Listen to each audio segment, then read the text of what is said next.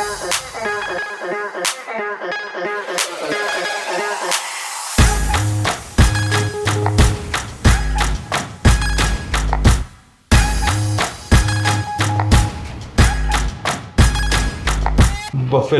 buffalo, buffalo, buffalo, buffalo, buffalo, buffalo. Sound nonsense, right? I'll tell you a story. Yesterday when I was practicing about my presentation, I was looking for some word on the Google, and then after 2 hours I was reading an entire big article on Wikipedia regarding pizza, history of pizza. And then after a few moments later, I ordered pizza. And I don't know why I signed up into the newsletter of that pizza company. And while having my pizza, I was watching YouTube.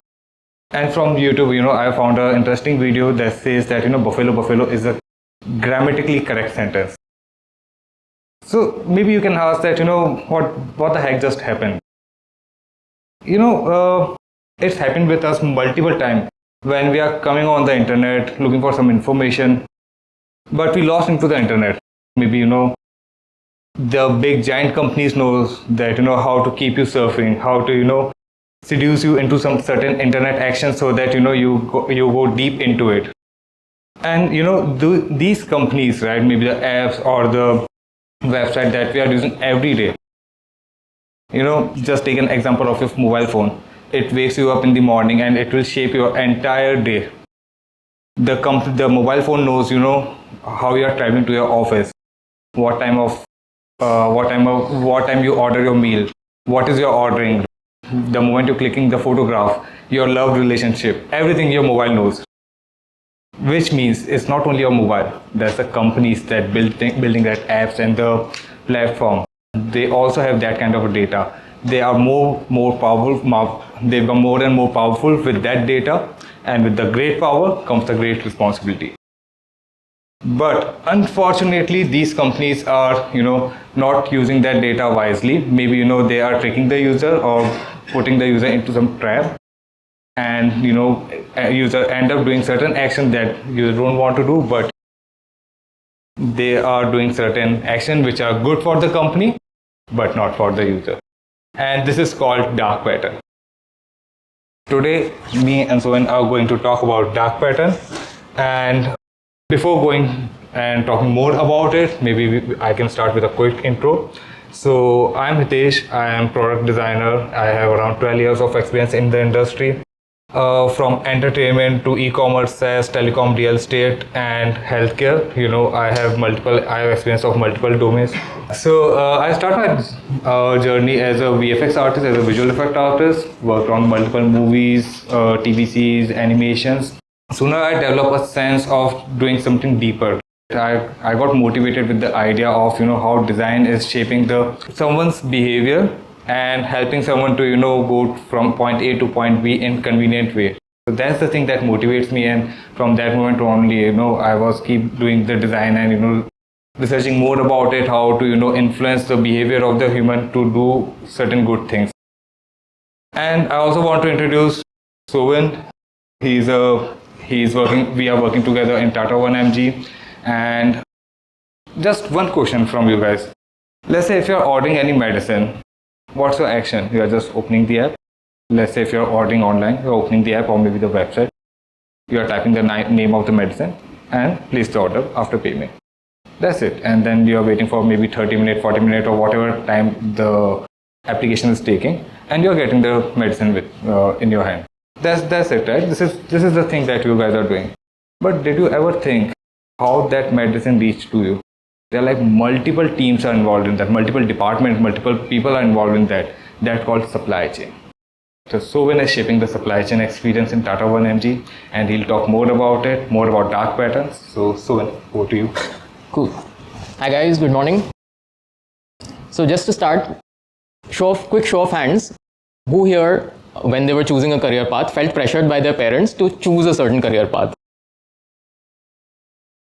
Oh, okay, very liberal parents, very few people were forced into it. So I felt pressure from my parents to, follow in their footsteps and do what they do. And so, I rebelled and I studied engineering instead of design. So my family is entirely constitutes of designers, and after my 12th board, they were trying to force me, you should study design. I said, no, I'm going to study engineering.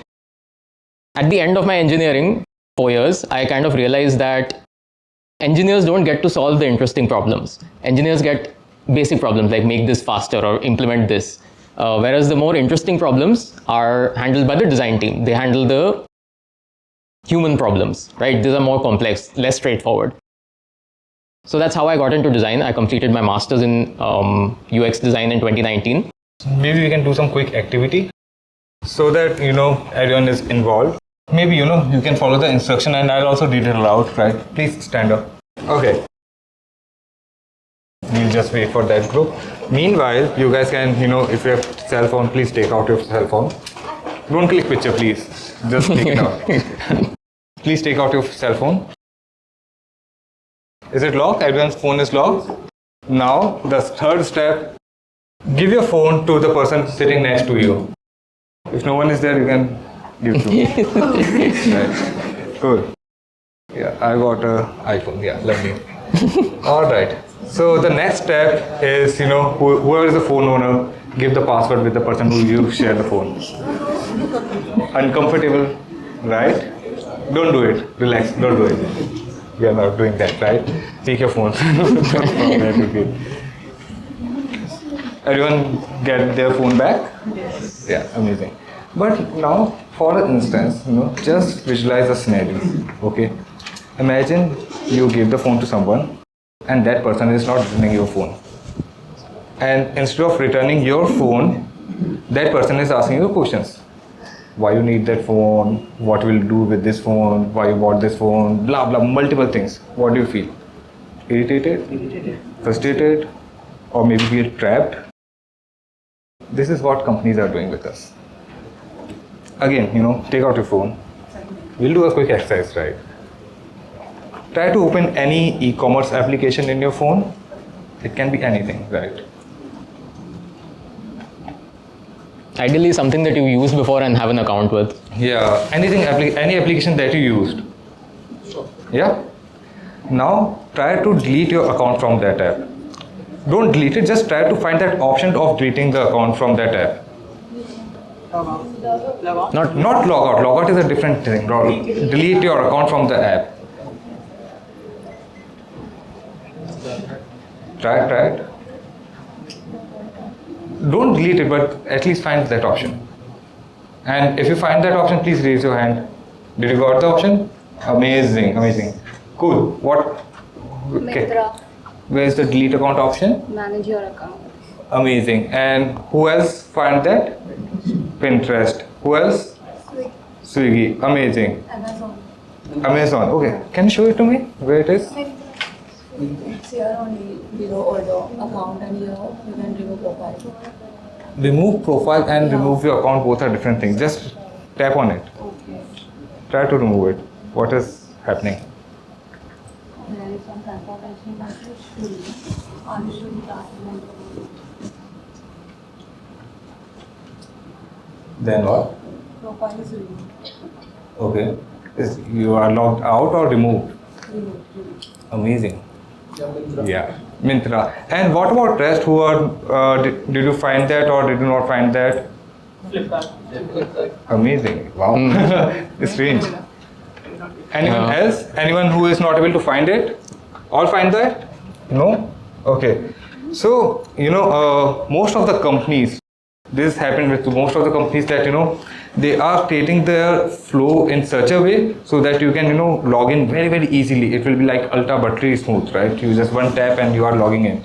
But when you are trying to log out, or not log out, but when you are trying to, delete your account, it will be very, very difficult. It will be like, you are just going through a maze in a dark and you want to escape there. It's very, very hard. Like you mentioned about Amazon, Myntra, someone said about Swiggy. So these are the players who are, understand the dark pattern earlier. There are some problems in lot of the app, but after a lot of consciousness of the user when they are putting it on the social media and escalating it, there are few countries who make the law about dark pattern, right? Like European countries, they have a law of dark pattern. In India also we have a guideline for the dark pattern. and we'll talk more about it in the coming few slides. So what we are thinking, instead of just talking about the dark pattern, it will be a little boring. It will be like a lecture, and this is not our style to just talk about it. What about I'll tell you we'll act. Okay, we'll do a quick skit where I'll play the role of a product manager. Everyone knows product manager, who is product manager, what he do. Anyone who have no idea about product manager and never worked with the product manager, please raise your hand. You. Anyone else? You. Okay. So especially when you are working in a tech company, when you are designing some designs, so there's a pod or a group where there are product manager, there are designers, there are engineers, there are someone from the business, right? So the role of product manager is you can visualize is they are the bridge between design and engineering, design and marketing, design and maybe business, so they are the common bridge. So if you have any problem or if you want some kind of information, you guys can reach out to the product manager and they will get solved. Having said that, they also looking at the numbers, they are also one of the owner of the product, right? Which means if you are working with the product manager, most of the time they are coming up with the requirements, or maybe they are working with you to identify the problem and then solve it. So this is the role of a product manager. Now everyone is clear, right? Good. All right, so I'll act as a product manager. Soven, as usual, he's an expert UX designer. He'll act as a UX designer only. I act as a? He act as a? Perfect, cool. So let's assume that we both are working in a company called XYZ. We are working in company XYZ. Okay. So as a product manager, maybe I can say that we are reviewing some data and we found that there's a lot of drop off in our funnel. Mm-hmm. There are a lot of significant drop off in our funnel, and leadership want to fix that.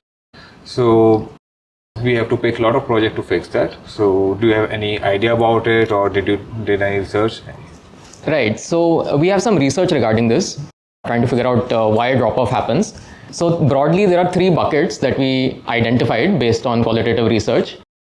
The first bucket is of high delivery cost. So we found that most of our customers are very averse to paying delivery cost. They see it as a loss, delivery cost, and are generally very excited by seeing free delivery.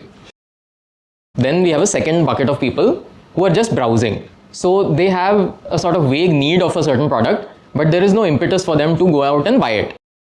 They can buy it later. And finally, and they're also kind of looking out for good deals. Like if they see a good deal, maybe that might influence them to buy it. And then third bucket that we have is of people who don't see the benefits of our subscription. So we have a subscription that gives you free delivery and a few other benefits, but most of the people do not think it's worth it, because on our platform, people are only buying things once a month, twice a month. So these are the 3 broad buckets that we have. All right. So tell you one thing, because when we are talking to leadership, right, and when we are looking at the data, the thing that comes from their side, they want to move certain metric.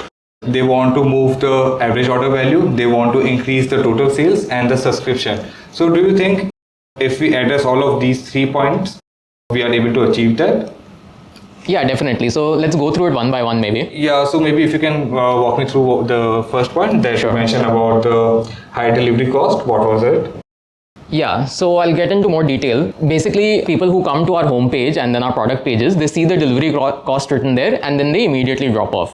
So from our research, we found that a significant portion of the people who are dropping off on the home and product pages are dropping off because they do not want to pay the delivery cost that we have mentioned. But delivery cost, see, as a business, when we are delivering something, we are not making any profit in the delivery, right? It's just like a logistic cost. This is what we have to pay and we can't skip that. And how should we solve it?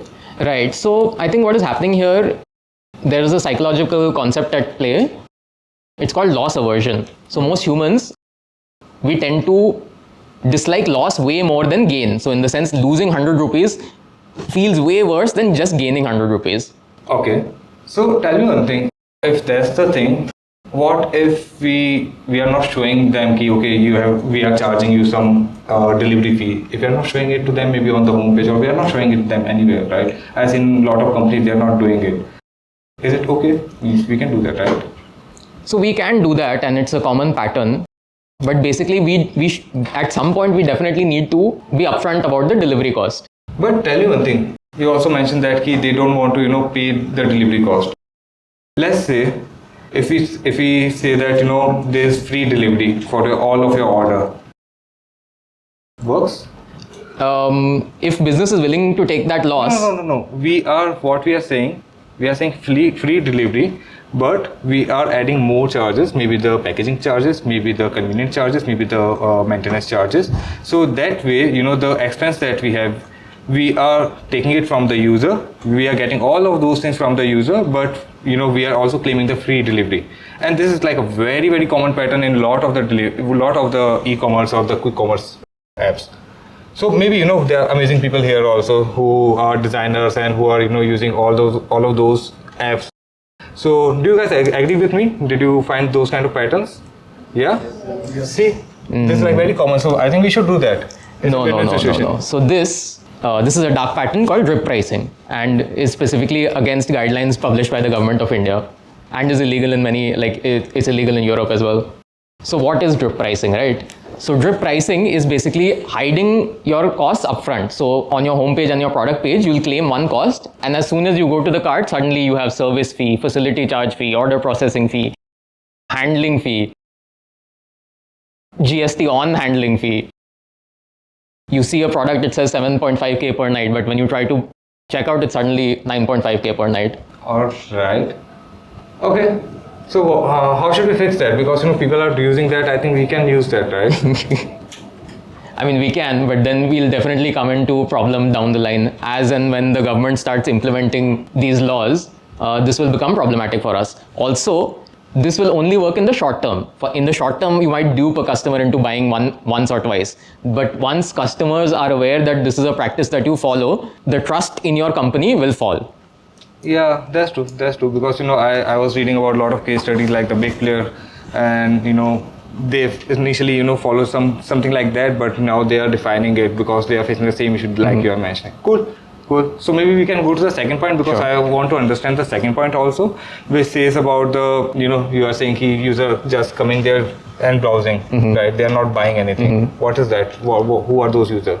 Right. So these are users who have some items that they want, but they don't have any dire need for it currently. So they're just looking out. If they see a good deal, they'll buy it. So how can we influence their behavior to buy that product that they are looking for or browsing?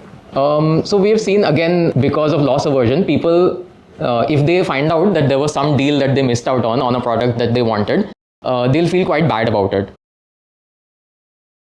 Got it. If that's the case, maybe we can do that thing, no? In most of the app, you guys also seen that limited period offer, or maybe only one left, right? We can do that kind of thing. So what? See, we already have a lot of data, and we think that people might buy those items, so we can have those kind of tags there, or maybe one left, two left. We can casually write on few products, because we know these are the fast selling products. That person tend to buy that product. We have that kind of a data. We can do that, right?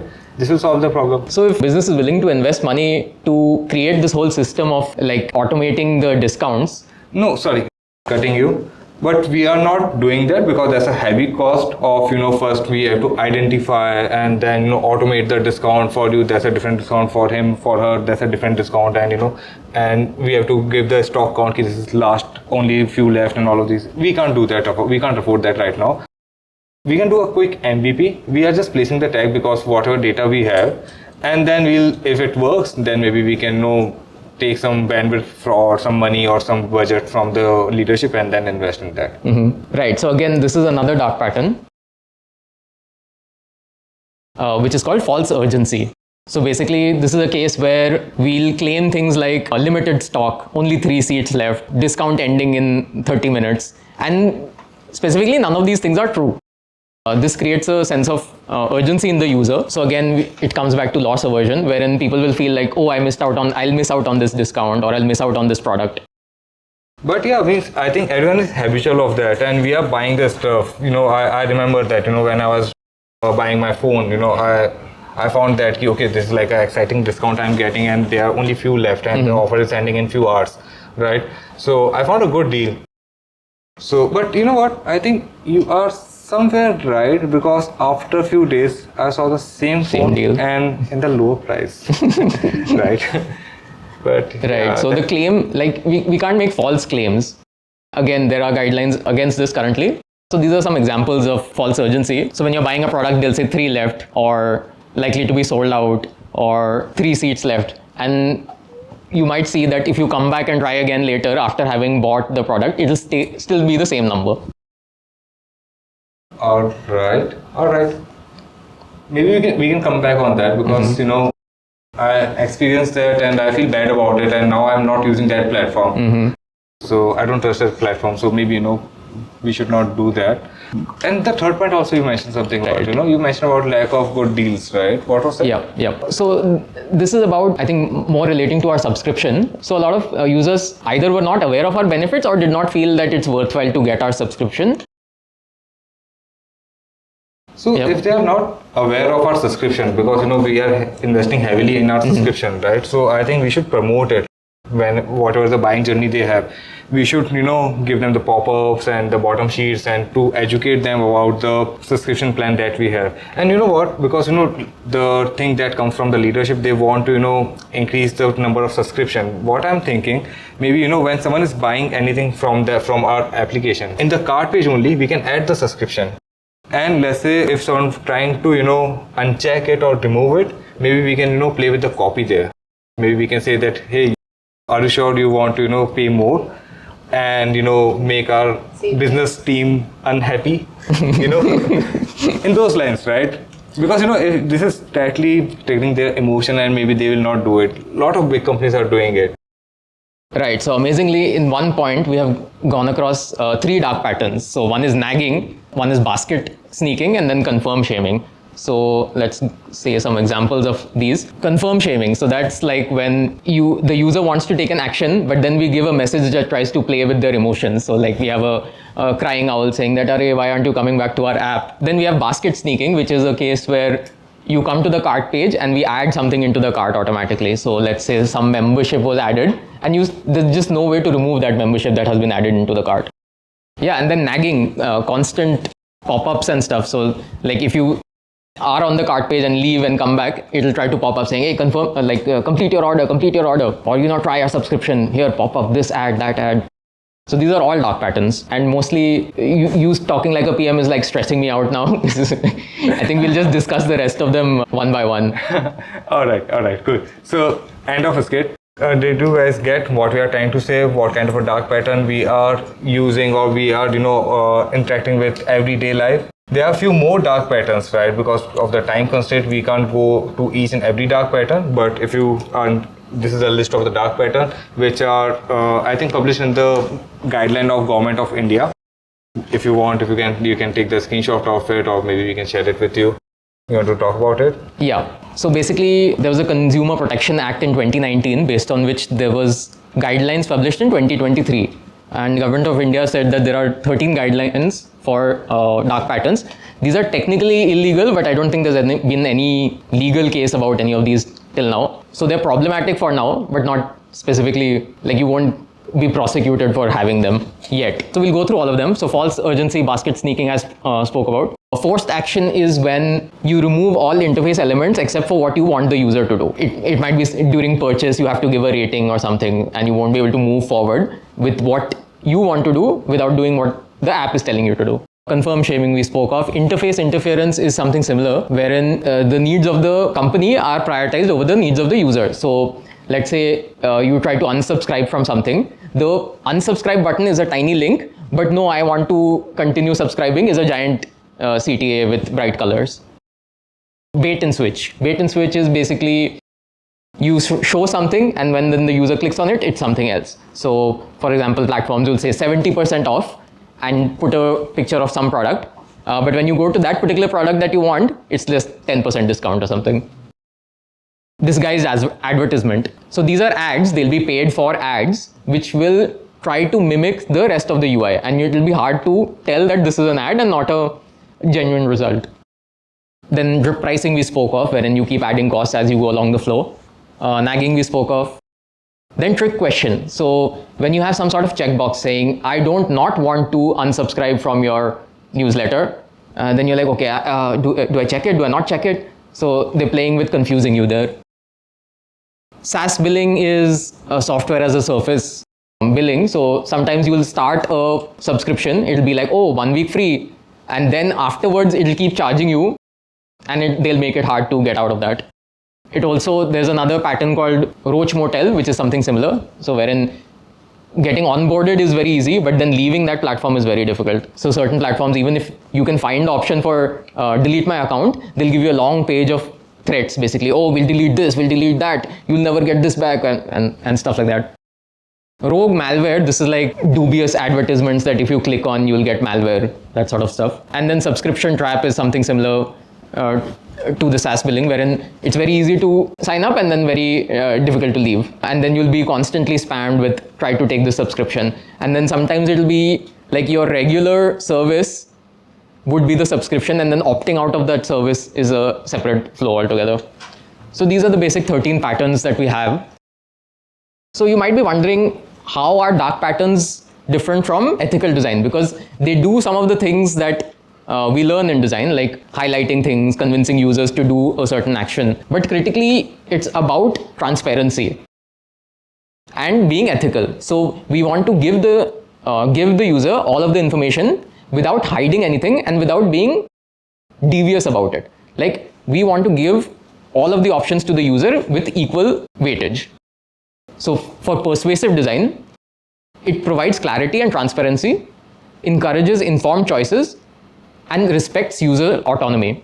And then dark patterns will exploit cognitive biases, will hide or misrepresent data, and coerce the user into taking actions which are against their interest. I'll just give you one example that I think most of us experience that of this thing, right? So let's say you are buying from some e-commerce or a quick commerce platform, right? There are companies who are adding subscription in your cart. There are companies who are by default, they are automatically checking it. There are companies, they are just showing it and they are asking you to manually check that. So if you're checking that manually, that's a persuasive design, because they are taking your concern. They are just putting it there. They are not nudging you. They are just telling you, hey, you know what? We also have a subscription plan. Are you interested into it? These are the details. You can add it.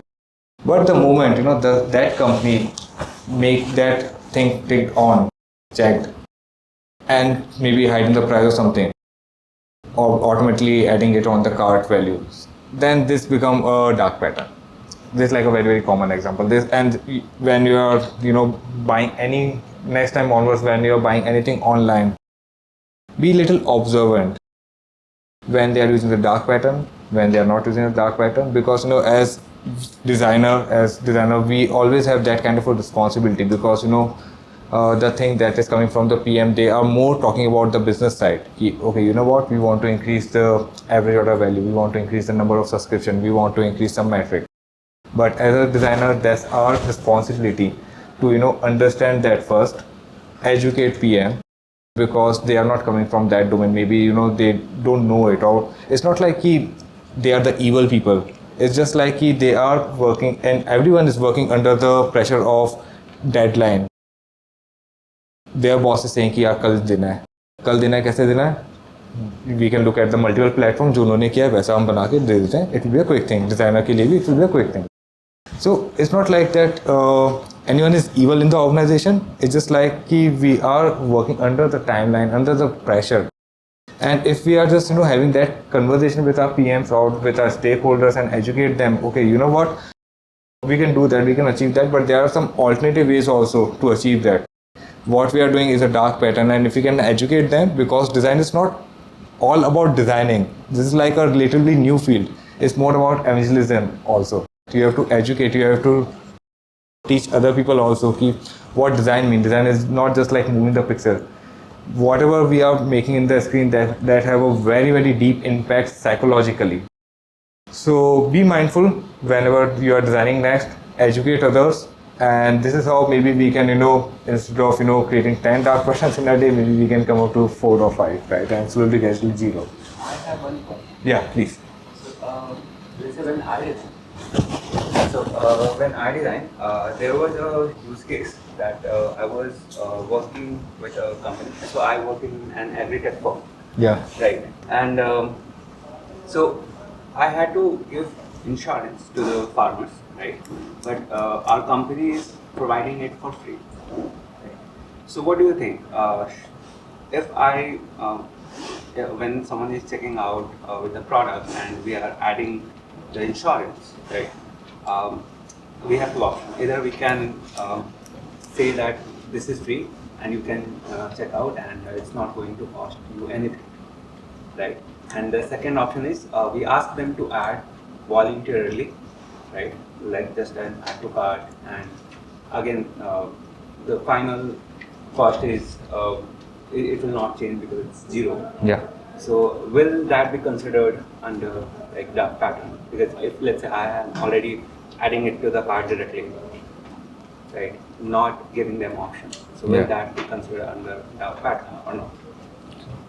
Not working. Yeah.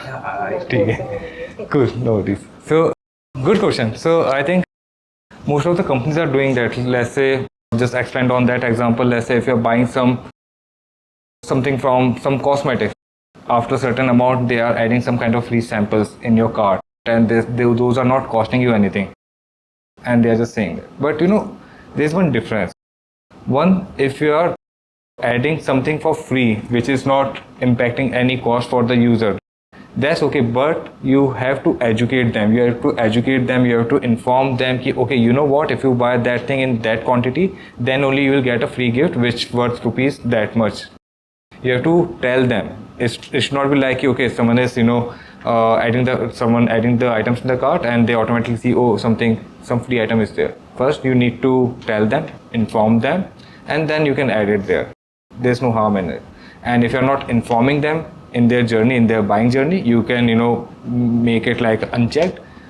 It should be a conscious decision of the user. Even if it's on the zero price, it should be a conscious decision of the user. So you want to add anything? Yeah, so I think the context is also important. These are what is the socio-economic status of the farmers? Are they like well-off farmers, rich farmers, or with small plots of land, that sort of thing? So we have multiple personas, and mainly we brought this into the system for specifically farmers who are suffering and do not have much of much of earning in terms of like their annual income. And we wanted to make sure that okay, one reason they could join our organization in a way, or feel themselves attached to our organization by just getting this sense that if their crop gets destroyed by some weather parameter or something, they will have this assurance that their input value will get more, something like that. Right. So I think the intent is also important. Like if the intent is to help those people who are suffering, then it's fine because it's also free. So the customer is not losing anything. And like Hitesh mentioned, it should be highlighted in terms of you want to communicate that information clearly.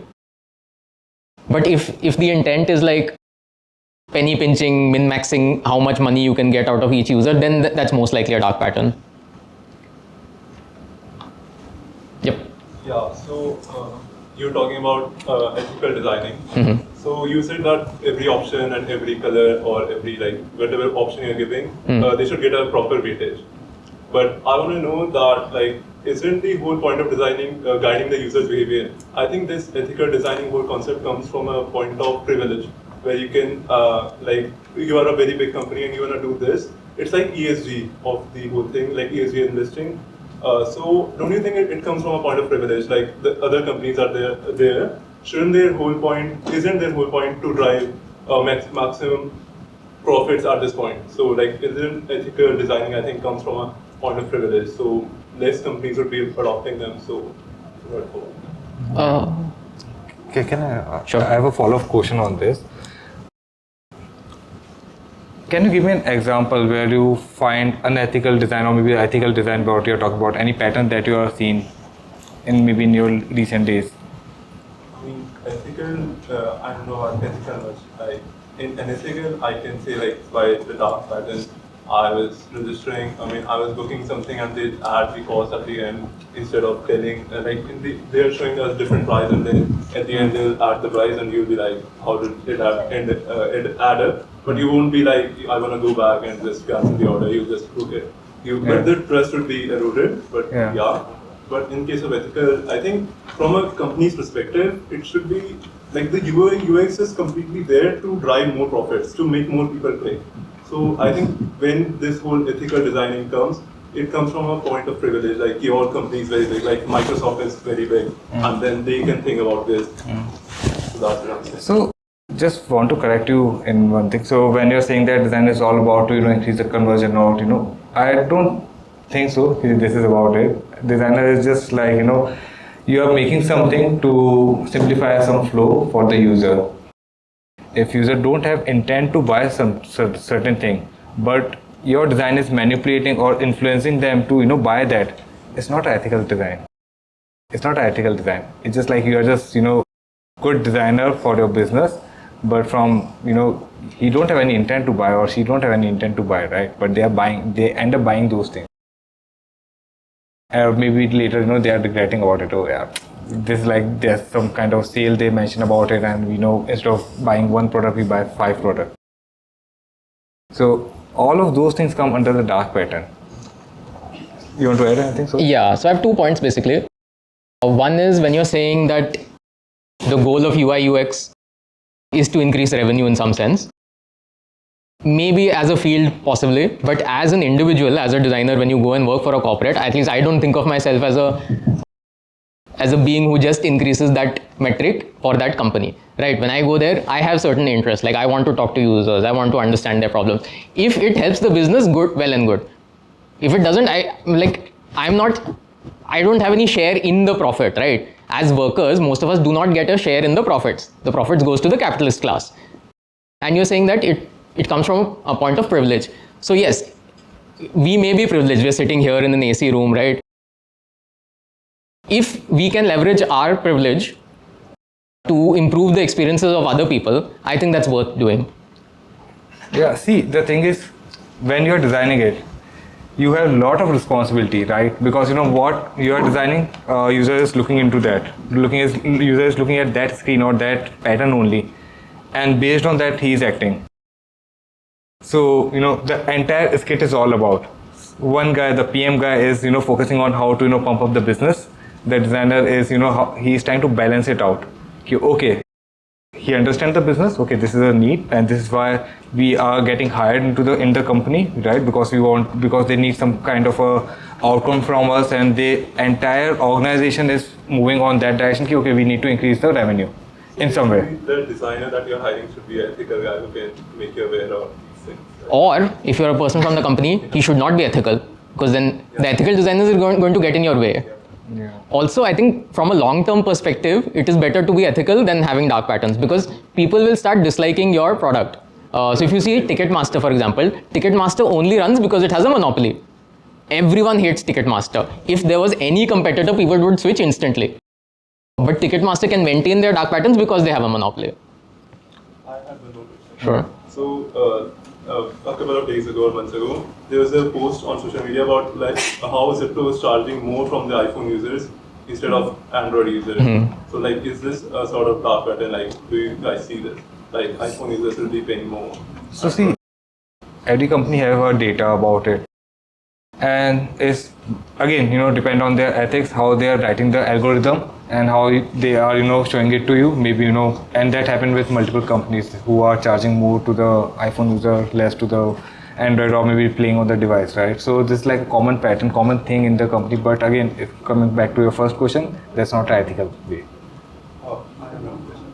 So when we're talking about grid pricing, so you said they basically hide the cost and values and they just add up in the like later on. So does the industry, like I'm not from design field, but I'm interested. So does the industry follow this sort of pattern? Like if let's say order is too big, I'm not talking about like food. So if 80 rupees delivery fee would be making some changes in like food, it can change people's mood to buy food. But if order is very big, like let's say it's about 8K, and then people would not really, let's say, still then people get affected by delivery fee. So can they just inculcate that in the order price, like, and then just show that it's free delivery and then add it, like it was 8K and they made it 8. Yeah, sorry, I got distracted at the end. You're saying for big ticket items, is it okay to integrate it into the cost of the item itself? So at least me personally, I believe in transparency.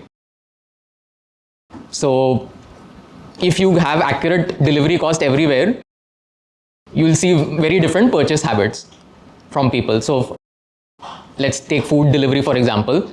There is some 40% commission that all of these companies take from the restaurants themselves. So already the price of the item itself is inflated with a delivery cost. On top of that, there is delivery cost and handling cost and packaging cost, and so there's a certain amount of obfuscation that is happening, right? Somebody has realized that, you know, if I say 100 rupees delivery cost, nobody will buy it. But if I say this, that, and obfuscate the actual delivery cost, more people will buy it. So somewhere the ethics are subjective. To me personally, I see this as unethical. Yeah, and to your point, just forget about design for a moment. Just take a live scenario. Let's say if you're walking into a mall and buy certain stuff, right? Maybe you're buying a H&M t-shirt, right? $2,000, okay? At that moment of time, the MRP is written as 2,000. What amount they are charging you? 2,000, right? Let's imagine a scenario when they are saying, okay, 2,000 is the charge, and we are also paying to the mall, and this is the service fees, this is that fees, and they are charging you 50 rupees extra, right? Or maybe 20 rupees extra. You will become uncomfortable to paying that. You will ask question to them. And the point he is mentioning, there should be a transparent thing. There are like a lot of platform who are, saying something on the cart or something on the product page, ki, okay, that product will get in 100 rupees maybe, but when you are going to the cart page, then they are adding multiple taxes, multiple charges, and then, the final cart value is maybe the 110 or maybe 120. All of those things, in my opinion, those are dark pattern and those are unethical. People should know in the beginning itself. Okay, one more question on all this. So like, I've asked you a question about ethics, and you said that all the companies are using dark pattern. So how should a company that is building on ethical designing compete with a company that is completely going dark mode? Like they're doing everything in dark pattern. So how will it compete with it? I'll take it. Yeah. So see, business is like, consider it like a infinite game. Maybe you will win today if you're using a dark pattern. You are playing the finite game, which is like you have a vision of 4 or 5 years, or maybe, you are just visioning that, okay, this is the number that I want to move. Maybe I want to increase the repeat. Maybe I want to increase the average order value, whatever it is. You can play those kind of things, and you can, raise some kind of funding and everything. You will become a unicorn or something. But if you really want to have some kind of a good repo in the market, and you are using those kind of things, you will never get a repo. And business is all about infinite game, which means you are not only looking at the 1 year, 2 year thing, you are looking at the big picture. And big picture, if you're looking at the big picture, you are not only looking at the numbers, you are looking at the other aspect of it, which is the psychological impact, which is the trust, which is the experience. So the company that you admire, those companies are focusing on the trust. Those are focusing on the, after sales service. They are focusing on the experience. Those are the companies, using, you are remembering or you are embracing those. I hope I answered your query. There's also, there's one good example of this. So if you see telecommunications companies in the US about 10 years ago, they had, like all companies had really bad practices. Like it would be impossible to unsubscribe. The charges were very high. You would get low data. You'd get bad connectivity. Then T-Mobile, they assigned a new CEO, I think John Ledger. And his thing was, I'm going to make the experience of the user better. So they went away from all of these dark patterns and went for like more positive and ethical approaches. And T-Mobile became the biggest player in the US. From the smallest player, smallest of the big companies, it became the biggest player. Then afterwards, he is stepped down as CEO, and they're going back to their practices, and their market share has fallen.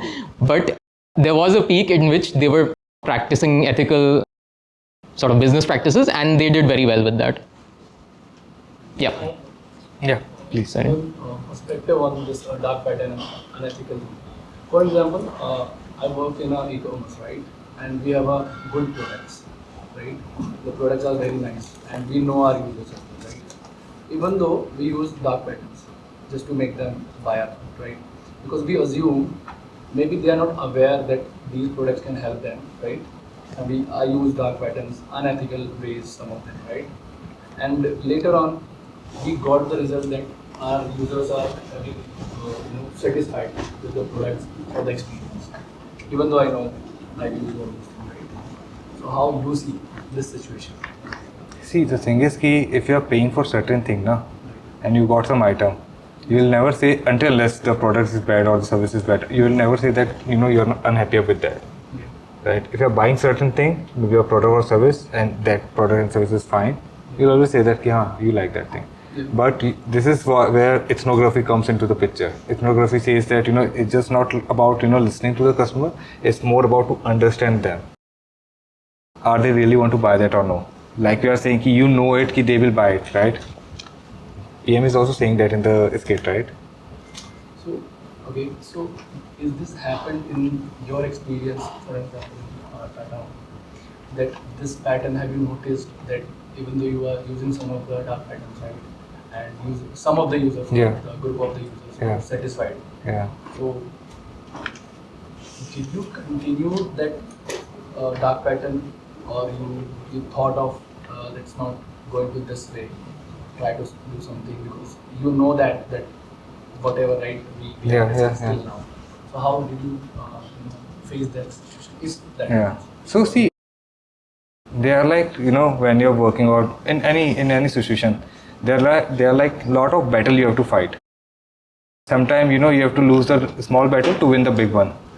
So it's just like sometimes you are just to make a good rapport with the PM or the business, you are letting them down. You are letting them in. Okay, this is what you want to do. Let's do it. But you are consciously thinking about it. Then you are making some kind of case of it, just to improve it. This is not like if you have to convince your CEO why he should listen to you. Maybe he's listening to you. Maybe he's an amazing guy. But will he follow your advice? No. Because he's coming from the business mind or maybe from experience mind. So first he'll evaluate.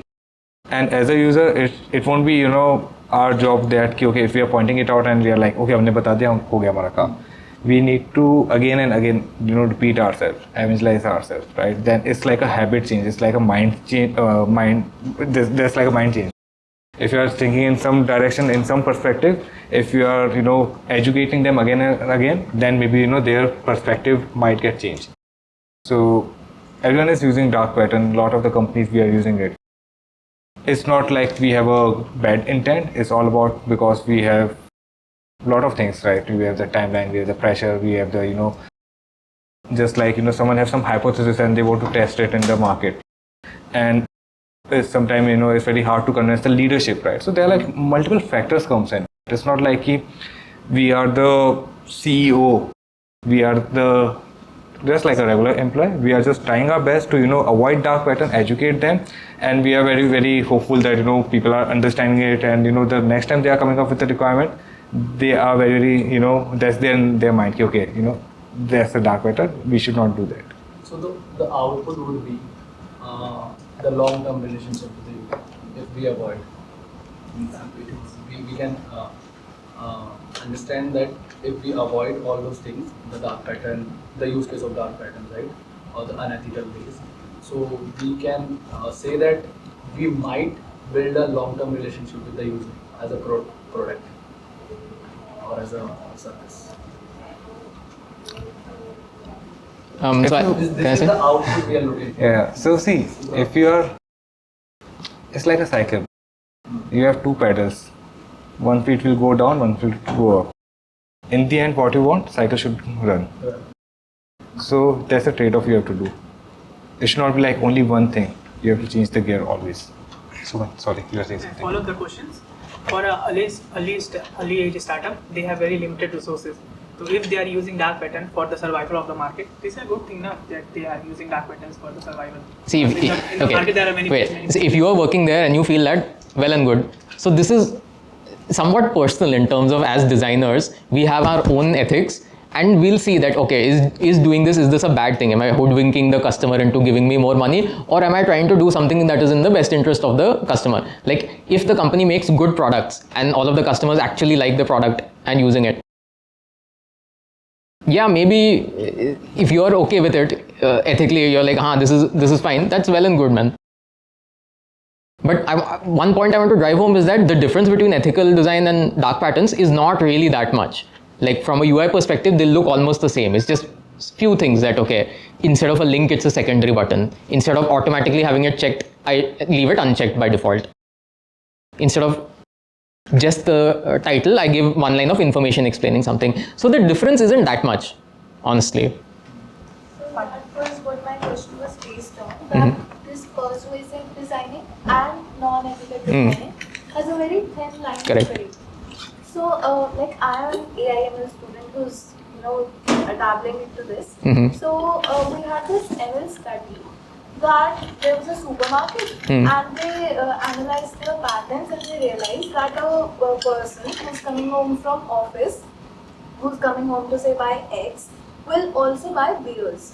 So the supermarket designed, I mean this is a very physical way of saying design, but they designed the supermarket so that beers and eggs were placed simultaneously.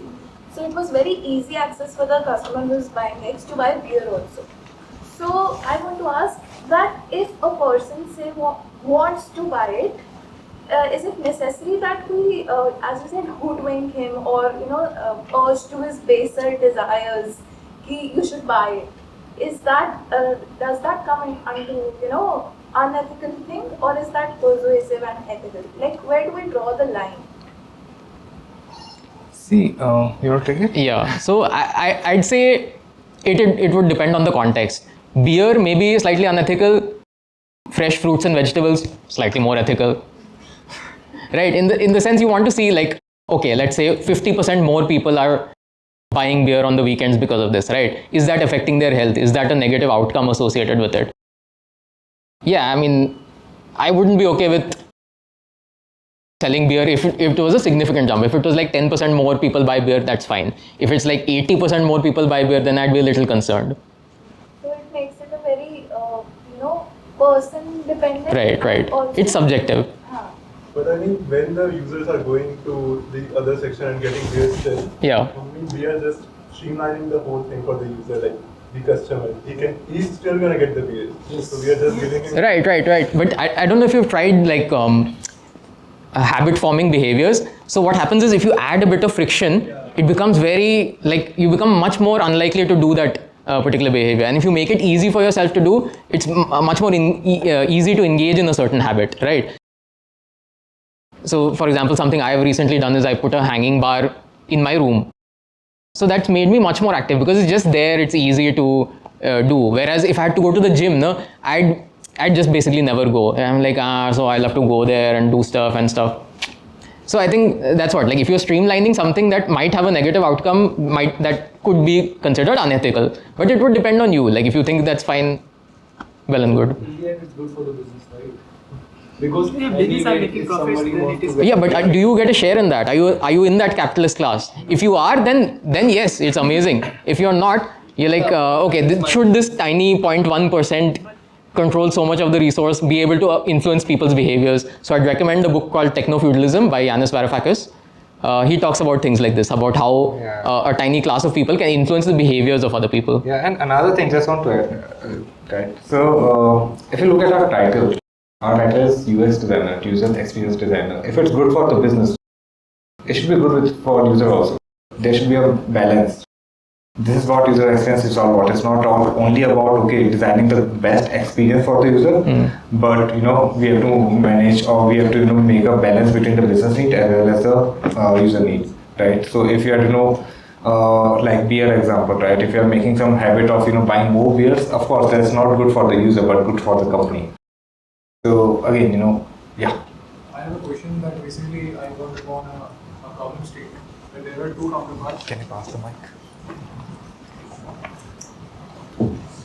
Yeah, so I recently got upon a problem statement where there were two counterparts, the patient and dietitian. So what our app does is, the dietitian sells few of their products to the patients, but the patients are of old age, okay, and they talk with the dietitian and dietitian orders on behalf of the patient. Like they can also order, but because of they are old, so dietitian orders on behalf of them. Okay. So initially what our app used to do is they were not giving the cancel button, cancel order button if the dietitian places the order. But they have to do, the patient have to do is just call the dietitian, say cancel my order, I don't want this. But now since I just came and worked upon this in the redesign, so I talked with my leadership, they told that we do not want the users to cancel the order. Yeah. So, but this was considered a sort of dark pattern, right? Mhm. But when I insisted that we should give a cancel button, so they said that you have to hide it because by mistake they might cancel the order. So, would you consider hiding the cancel button somewhere as a dark pattern or not? Because it is in turn helping the users only. Tell me one thing, okay? Forget about design again, you know. I'll take your phone and hide it somewhere and then say कि मैं तो वहाँ पे रख दिया था and you're not able to find. This is what is happening. They are hiding something which, and it becomes very, very difficult for you to cancel it. Even if you want to do that, you're not able to cancel it.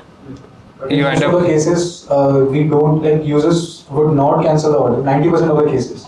Because it's hidden, bro. It's hidden, no? That's why they are not cancelling So it. when the cancel button wasn't available only, 90% of the users weren't cancelling. So But we can increase the step of cancellation, right? So you can have a confirmation as long as you press cancel. It says, "Are you sure you want to cancel?" Yes. Okay. Fine. Yeah. But if you say cancel, "Are you sure you want to cancel?" "Are you sure? Are you absolutely sure? Double sure? Triple sure?" Not that much. Yeah. Then we can ask. Yeah. So it depends on how much friction you're creating, right? Okay. You hide For it. example, if you are cancelling it, someone will start crying in this. Like you mentioned, the accidental clicks we can avoid by asking one more reason. Sorry, I didn't get it. Can you repeat again? Like you were saying, maybe unknowingly user cancel Sure. or something like that. So when we increase the step, that will make sure that user is not accidentally doing that, right? Because we will asking the reason in the next step. Yeah. If they does that, then it's fine. Yeah, that's okay. That's okay. Yeah. But- Confirmation is not a dark pattern. Rather than giving cancel button on the order list, we can give it inside the order detail page. See, the thing is, it should not be hidden. It should be visible to the user. Depend on the UI, what kind of a screen you're talking about. Depend on the context. But the underlying statement is that we should not hide any cancel button or buttons like that. In the end, it should be a user choice whether he want to continue with that or cancel it. It should be visible to them. Okay, thanks. Also, it's about intent, right? Your leadership team, their intent is different. When they're saying, "Oh, user might accidentally click it," they're not worried about accidental cancels. They're worried about their profit margins going down. Hello?